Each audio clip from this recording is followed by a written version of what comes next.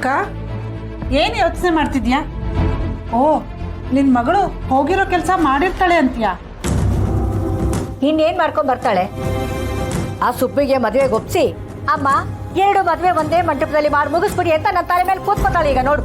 ಅದು ಒಂಥರ ಒಳ್ಳೇದೇ ಆಯ್ತಲ್ಲಕ್ಕ. ಅವ್ರ ಖರ್ಚಲ್ಲೇ ನಮ್ಮನೆ ಹೆಣ್ಮಗಳು ಮದ್ವೆ ಮಾಡಿ ಮುಗಿಸ್ಬೋದು. ನೀನೇನು ಹೀಗ್ ಮಾತಾಡ್ತಿದ್ಯಾ? ಅಲ್ಲ, ಇರೋ ಒಬ್ಬ ಮಗಳಿಗೆ ಚೆನ್ನಾಗಿ ಖರ್ಚು ಮಾಡಿ ಅದ್ದೂರಿಯಾಗಿ ಮದುವೆ ಮಾಡ್ದಿರೋದಕ್ಕೆ ನಮಗ್ ಅಂತದ್ದ ಇದ್ರೆ ಏನ್ ಬಂದಿರೋದು? ಒಂದೇ ಛತ್ರದಲ್ಲಿ 2 ಮದುವೆ ಮಾಡ್ಬೇಕಂತೆ. ಚೆನ್ನಾಗಿ ಹೇಳ್ತೀಯ ನೀನು.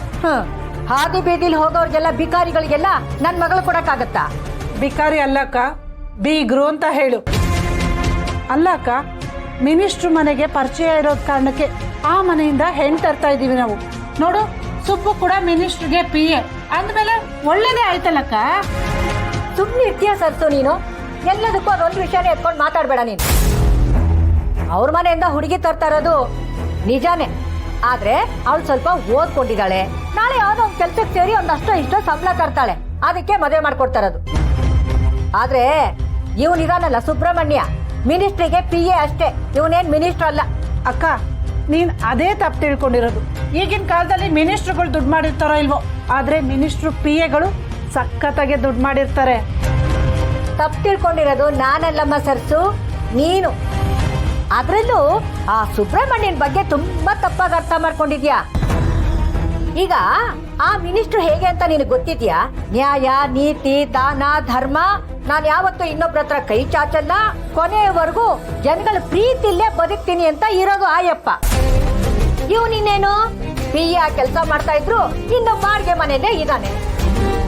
ತಂಗಿ ಮದುವೆ ಮಾಡ್ತಿದ್ದಾನಲ್ಲ, ಸಾಲ ಮಾಡಿ ಮದುವೆ ಮಾಡ್ತಾ ಇರೋದು. ಇನ್ನು ಮನೇಲಿ ಏನಾದ್ರೂ ಸಣ್ಣ ಪುಟ್ಟ ಕಷ್ಟ ಬಂದ್ಬಿಡ್ತು ಅಂದ್ರೆ ಆಕಾಶನೇ ತಲೆ ಮೇಲೆ ಬಿದ್ದಂಗ್ ಆಡ್ತಾನೆ. ಆ ಮಿನಿಸ್ಟರ್ ಹೆಸರು ಹೇಳ್ಕೊಂಡು ಟ್ರಾಫಿಕ್ ಪೊಲೀಸ್ ಹತ್ರ ಗಾಡಿ ಸಹ ಬಿಡಿಸ್ಕೊಳ್ಳಲ್ಲ ಅವನು ಅಂತವನು. ಏನಕ್ಕ ಹೇಳ್ತಿದ್ಯಾ ನೀನು? ಆ ಹುಡುಗ ಅಷ್ಟೊಂದು ನಿಯತ್ತಾಗಿರೋನ? ಕೇಳ್ತೀಯಲ್ಲ ಸರ್ಸು ನೀನು?